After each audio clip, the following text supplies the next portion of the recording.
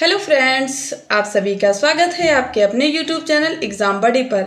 आज की क्लास में हम देखेंगे यूपी ट्रिपल एस सी पेट एग्ज़ाम, जो कि हम नवोधार बैच को कवर कर रहे हैं। आपको बता दूं कि आज की क्लास में हिंदी व्याकरण का प्रैक्टिस सेट 2 होगा।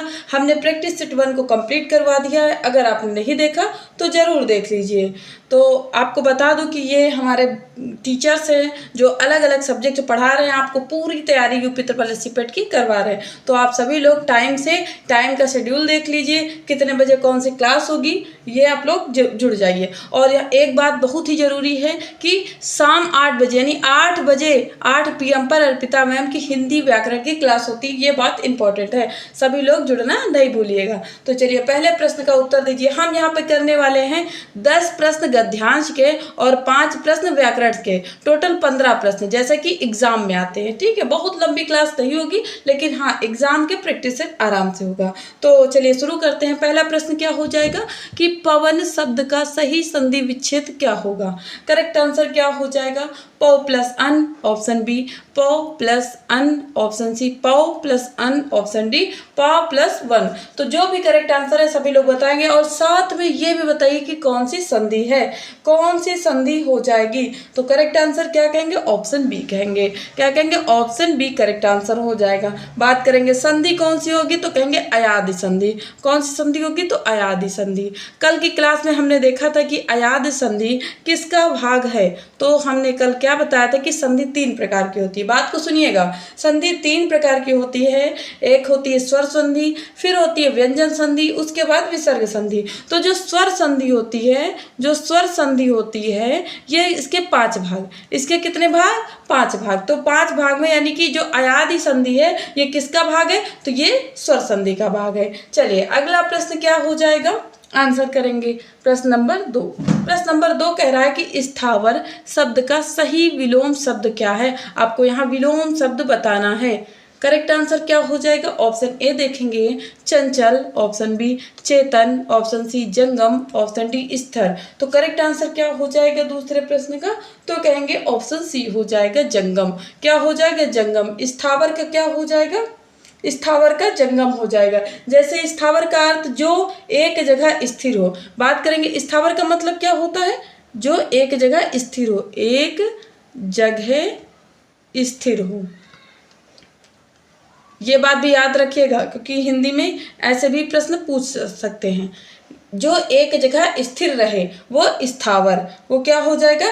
स्थावर हो जाएगा। जंगम का अर्थ क्या होता है? जो गतिमान हो, जो चलता हो, जो गतिमान हो, वो क्या हो जाएगा? जंगम। तो बिल्कुल भी सही आंसर हो जाएगा जंगम। अगला प्रश्न क्या है कि सारंग शब्द निम्नलिखित में से किसका पर्यायवाची है। आंसर करेंगे। ऑप्शन ए हो जाएगा हिरण, ऑप्शन बी मोर, ऑप्शन सी कमल, ऑप्शन डी हाथी। तो करेक्ट आंसर बताएंगे। सारंग क्या है? पर्यायवाची तो है, ये अनेकार्थी शब्द भी है। क्या है? अनेकार्थी शब्द है जो मुख्य रूप से हिरण, मोर, सिंह और भौरा के लिए प्रयोग किया जाता है। दिए गए विकल्पों में क्या उत्तर हो जाएगा? यहाँ क्या आंसर हो जाएगा सारंग का? तो कहेंगे करेक्ट आंसर क्या हो जाएगा? ऑप्शन ए हो जाएगा। क्या हो जाएगा? ऑप्शन ए हो जाएगा करेक्ट उत्तर। हिरण क्या हो जाएगा? Option A. 1 मिनट देखते हैं जरा सा। प्रश्न नंबर 4 देखेंगे। तीसरे का करेक्ट आंसर सभी लोग बताएंगे। ए ऑप्शन करेक्ट हो जाएगा। बहुत ही सुंदर, कमेंट करते रहिए, कमेंट सभी का आना चाहिए। अगला प्रश्न क्या है कि जिसका इलाज ना हो सके वाक्यांश के लिए एक उपयुक्त शब्द क्या होगा। ऑप्शन ए असाध्य, ऑप्शन बी दुसाध्य, ऑप्शन सी क्लिष्ट, ऑप्शन डी क्या हो जाएगा? असीम। तो करेक्ट आंसर क्या हो जाएगा चौथे का? कहेंगे ऑप्शन ए हो जाएगा। क्या हो जाएगा? ऑप्शन ए असाध्य करेक्ट आंसर हो जाएगा। अगला प्रश्न क्या है? 5 नंबर प्रश्न देखेंगे। आपके UP triple S C PET exam में 5 ही प्रश्न व्याकरण से आएंगे। 5 प्रश्न व्याकरण से आएंगे और 5 के 2 गद्यांश होंगे। ठीक है, तो 5 प्रश्न क्या हो जाएगा? बीजक। 5वां प्रश्न क्या है? बीजक किसकी रचनाओं का संग्रह है। ये रचनाओं का संग्रह है, आपको बताना है कि किन रचनाओं का संग्रह है। चलिए करेक्ट आंसर क्या हो जाएगा? तो कहेंगे बीजक कबीरदास जी के रचनाओं का संग्रह है। तो बीजक के अंतर्गत कौन कौन सी चीजें आएंगी? बीजक के अंदर कौन कौन सी चीजें आएंगी, यानी कौन कौन सी चीजें समावेश है? तो याद रखिएगा, साखी, 9th क्लास, जो यूपी बोर्ड 9th क्लास से पढ़े हैं बच्चे, वहाँ पर हिंदी की बुक में आता है साखी सबद रमैनी, है ना, याद है, साखी सबद रमैनी, याद रखिएगा। अगला प्रश्न देखेंगे। अब प्रश्न तो 5 ही थे, अब हम करेंगे गद्यांश आधारित प्रश्नों को। तो सबसे पहले आराम से बहुत मन लगा के गद्यांशों को पढ़ेंगे। अगर आप पूरे मन से गद्यांश को पढ़ते हैं तो 5 प्रश्न आपके कहीं नहीं जाने वाले, ठीक है, 5 प्रश्न आपके कहीं नहीं जाने वाले। तो शुरू करते हैं कि इस सृष्टि का सिरमौर है मनुष्य विधाता की कारीगरी का सर्वोत्तम नमूना, मानव को ब्रह्मांड का लघु रूप मानकर भारतीय दार्शनिकों ने यत पिंडे तत् ब्रह्मांडे की कल्पना की थी। उनकी यह कल्पना मात्र कल्पना नहीं थी, क्योंकि मानव मन में जो विचार के रूप में घटित होता है उसी का कृति रूप ही तो सृष्टि है।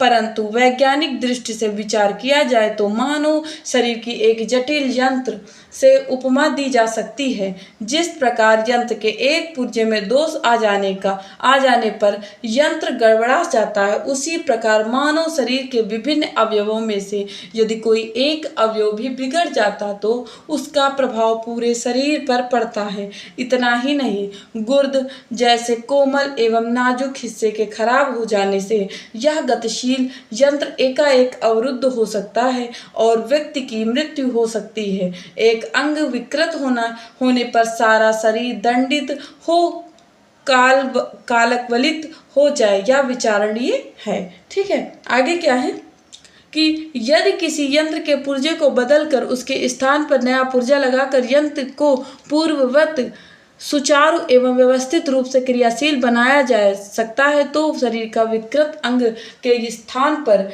नव्य निरामय अंग लगाकर शरीर को स्वस्थ और सामान्य क्यों नहीं बनाया जा सकता। शल्य चिकित्सकों ने इस दायित्वपूर्ण चुनौती को स्वीकार किया था। निरंतर अध्यावसायपूर्ण साधना के अंतर अंग प्रत्यारोपण के क्षेत्र में सफलता प्राप्त की। अंग प्रत्यारोपण का उद्देश्य है कि मनुष्य दीर्घायु प्राप्त कर सके। यहाँ यह भी ध्यातव्य है कि मानव शरीर हर किसी के अंग को उसी प्रकार स्वीकार नहीं करता जिस प्रकार हर किसी का रक्त उसी स्वीकार्य नहीं होती।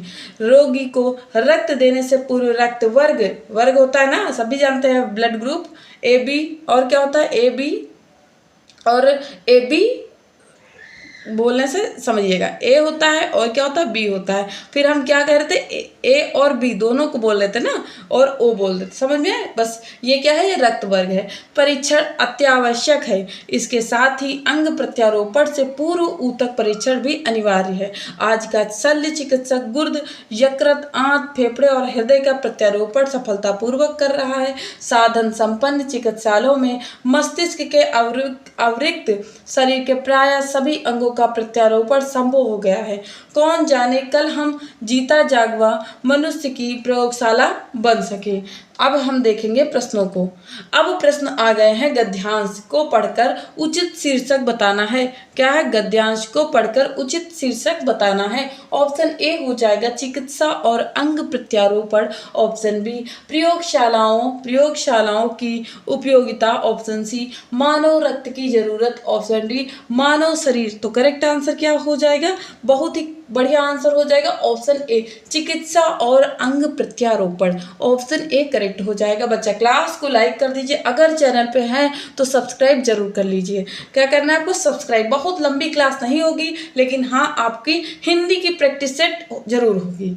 आगे देखेंगे दूसरा प्रश्न कि सृष्टि का लघु रूप किसे कहा गया है। ऑप्शन ए चिकित्सा को। ऑप्शन बी मानव को। ऑप्शन सी शल्य चिकित्सक को। ऑप्शन डी विज्ञान को। तो दूसरे का आंसर क्या हो जाएगा, कहेंगे मानव को। किसे, मानव को। यहाँ मानव होना चाहिए, मानव को कहा गया। ऑप्शन बी करेक्ट हो जाएगा। अगला प्रश्न क्या है कि अंग प्रत्यारोपण के विषय में कथन और कारण की सत्यता परखिए। अब देखिए ऐसे भी प्रश्न आते हैं, कथन और कारण हिंदी में भी बताइए, गद्यांश में भी आ गया, तो प्रैक्टिस नहीं करोगे तो वहाँ गलत नहीं हो जाएगा, आता हुआ यानी बहुत सरल क्वेश्चन। चलिए कथन पहले पढ़ेंगे कि शल्य चिकित्सकों ने अंग प्रत्यारोपण करके सफलता प्राप्त की। कारण क्या था, क्योंकि उन्होंने मनुष्य को दीर्घायु बनाने के लिए निरंतर साधना की। अब देखते हैं ऑप्शन। ऑप्शन ए, कथन और कारण दोनों असत्य हैं। ऑप्शन बी, कथन और कारण दोनों सत्य हैं। ऑप्शन सी, कथन सत्य है पर कारण असत्य है। ऑप्शन डी, कथन असत्य है पर कारण सत्य है। तो क्या कहेंगे? बहुत ही बढ़िया, कहेंगे ऑप्शन बी, दोनों ही सत्य हैं। क्या है? दोनों ही सत्य हैं, कथन और कारक दोनों ही सत्य हैं। अगला प्रश्न आता है कि सृष्टि किसे कहा गया है? ऑप्शन ए, मानव की कल्पित विचारधारा का संसार। ऑप्शन बी, मानव मन में विचारों के स्वरूप। क्या है? स्वरूप में घटित होने की कृति रूप। ऑप्शन सी, मानव की बुद्धि से उपजी एक कपोल कल्पित विचारधारा। ऑप्शन डी, ये सभी विकल्प सही हैं। ऑप्शन ई, इनमें से कोई नहीं। चौथे का उत्तर क्या हो जाएगा?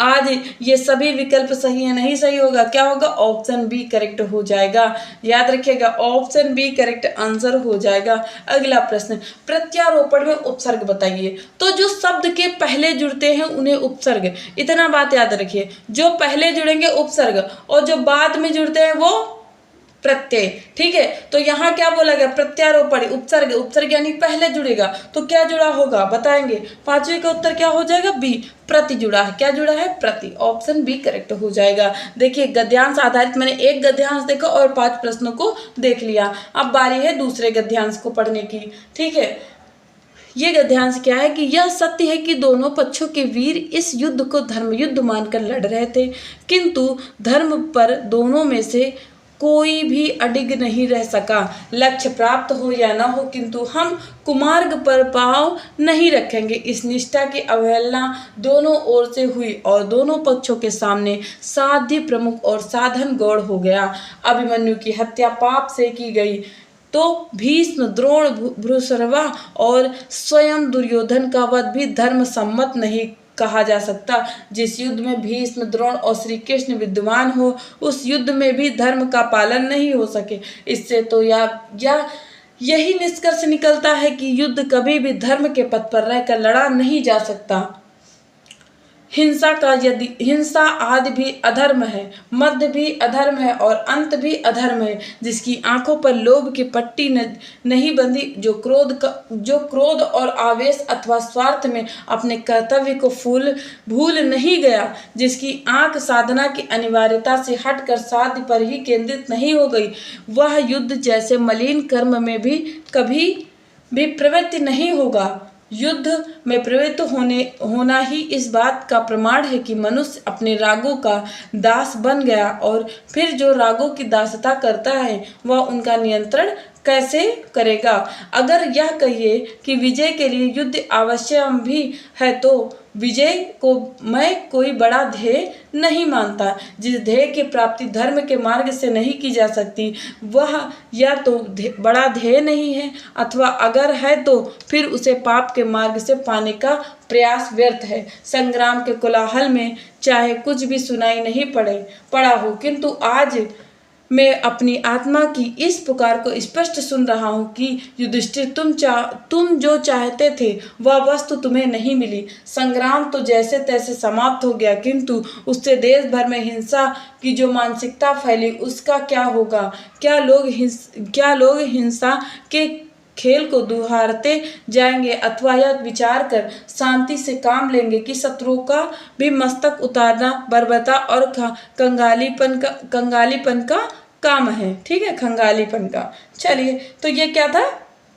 गद्यांश था। तो अगर आपने ध्यान से सुना है या क्लास को रोक कर पढ़ा है तो आप लोग आंसर जरूर देंगे। जो बच्चे लाइव देख रहे हैं, जो स्टूडेंट्स लाइव देख रहे हैं, तैयारी करने वाले यूपी SSC पेट के अभ्यर्थी, वो जो हमने पढ़ा अभी तक वो आपने सुना होगा, है कि नहीं? और जिन्होंने रिकॉर्डेड जो देख रहे हैं बच्चे, लाइव नहीं देख रहे हैं, वो क्या करेंगे? वो वीडियो को रोक कर पढ़ के भी देख सकते हैं। ठीक है, ऐसा कुछ नहीं कि हम पढ़े या आप पढ़ें, बस आंसर सही होना चाहिए। तो चलिए, पहले प्रश्न का उत्तर क्या है? गद्यांश को पढ़कर एक उचित शीर्षक बताइए। ऑप्शन ए, धर्म युद्ध। ऑप्शन बी, बर्बरता, है ना? ऑप्शन बी, बर्बरता। ऑप्शन सी, महासंग्राम। ऑप्शन डी, हिंसा। तो पहले प्रश्न का उत्तर क्या हो जाएगा? कहेंगे धर्म युद्ध। क्या हो जाएगा? Option A. Option A correct हो जाएगा। शीर्षक क्या होता है? जैसे कि हम चैप्टर का नाम रखते हैं, चैप्टर का नाम जैसे क्या रख दिए? मंत्र मुंशी प्रेमचंद की क्या है, मंत्र है, और महादेवी वर्मा की गिल्लू है। तो ये सब शीर्षक है ना, ये सब क्या शीर्षक। तो ऐसे गद्यांश पढ़ के आपको क्या लग रहा है कि कौन सा जो है चैप्टर का नाम होना चाहिए, तो धर्मयुद्ध होना चाहिए। बात समझ में आई। अगला देखेंगे दूसरा प्रश्न क्या है कि कौरव पांडव युद्ध को क्या मानकर लड़ रहे थे। ऑप्शन ए वीरता का युद्ध, ऑप्शन बी बर्बरता का युद्ध, ऑप्शन सी सुनियोजित अधर्म का युद्ध, ऑप्शन डी धर्म युद्ध। तो करेक्ट आंसर क्या हो जाएगा दूसरे प्रश्न का, तो कहेंगे ऑप्शन डी हो जाएगा धर्म युद्ध। क्या हो जाएगा, धर्म युद्ध, ऑप्शन डी यहाँ पर करेक्ट हो जाएगा। अगला प्रश्न क्या है कि युद्ध में किस निष्ठा की अवहेलना दोनों पक्षों कौरवों व पांडवों की ओर से हुई थी। तो तीसरे का उत्तर क्या हो जाएगा, ऑप्शन देखेंगे, ऑप्शन ए धर्म पर अडिग रहेंगे, ऑप्शन बी कुमार्ग पर पांव नहीं रखेंगे, ऑप्शन सी हिंसा नहीं अपनाएंगे, ऑप्शन डी विकल्प ए और बी दोनों सही है। तो तीसरे का उत्तर क्या हो जाएगा, ऑप्शन डी करेक्ट हो जाएगा। बात को याद रखना है। अगला प्रश्न क्या है, बात करेंगे प्रश्न नंबर चौथे की कि युद्ध को कौन सा कर्म माना गया है। ऑप्शन ए पवित्र कर्म, क्या यहाँ कर्म होना चाहिए, टाइपिंग वाले भी मिस्टेक कर देते हैं। चलिए देखेंगे, ऑप्शन बी मलिन कर्म, ऑप्शन सी हिंसक कर्म, ऑप्शन डी पूर्व नियोजित कर्म। तो चौथे का उत्तर क्या हो जाएगा, ऑप्शन बी हो जाएगा मलिन कर्म। क्या हो जाएगा, ऑप्शन बी मलिन कर्म हो जाएगा। अगला प्रश्न क्या है, युद्ध, क्या है यहाँ पर, युद्ध है। युद्ध को मलिन कर्म किस लिए माना गया। तो करेक्ट आंसर क्या हो जाएगा, एक मिनट, हाँ, युद्ध को मलिन कर्म किस लिए माना गया। यहाँ युद्ध कर लीजिए थोड़ा सा, युद्ध। ऑप्शन ए देखेंगे क्योंकि हार तुच्छ योद्धाओं की होती है, ऑप्शन बी क्योंकि निकृष्ट योद्धाओं को ही मारा जाता है, ऑप्शन सी क्योंकि वीरतापूर्ण कार्यों का प्रदर्शन होता है, कार्यों का, यहाँ क्या होना चाहिए, कार्यों का, ठीक है। ऑप्शन डी क्योंकि अधर्म और स्वार्थ का बोलबाला होता है। तो करेक्ट आंसर क्या हो जाएगा पांचवे का, कहेंगे ऑप्शन डी क्योंकि अधर्म और स्वार्थ का बोलबाला होता है। तो हमने यहाँ क्या देखा, हमने यहाँ दो गद्यांश देखे जहाँ पर 10 प्रश्न हुए। कितने क्वेश्चन, 10 क्वेश्चन को देखा, और हमने 5 क्वेश्चन को व्याकरण के देख लिए, टोटल 15 प्रश्न। यही 15 प्रश्न हिंदी से संबंधित आपके एग्जाम में आएगा। इतने ही 15 प्रश्न आएंगे। लंबी मैराथन करने से अच्छा डेली प्रैक्टिस सेट करिए छोटी सी क्लास में, और जैसे पेपर जैसा एकदम प्रैक्टिस सेट हो जाएगा, ठीक है। आज हमारी दूसरी प्रैक्टिस सेट थी, और आपको बता दें फिर से कि क्लास की टाइमिंग क्या है, शाम 8 बजे। 8 बजे आ जाइए। हिंदी अर्पिता मैम, सामान्य हिंदी और व्याकरण अपठित गद्यांश, जो कि आपका यूपी SSSC पेट का सिलेबस है, ठीक है। हम सिलेबस के अनुसार चलेंगे, बाकी टीचर्स भी पढ़ा रहे हैं, आप देख लीजिए आपको क्या पढ़ना है, किस टाइम पढ़ना है, लाइव लेना है, रिकॉर्डेड लेना है, ये भी आप देख लीजिए। क्लास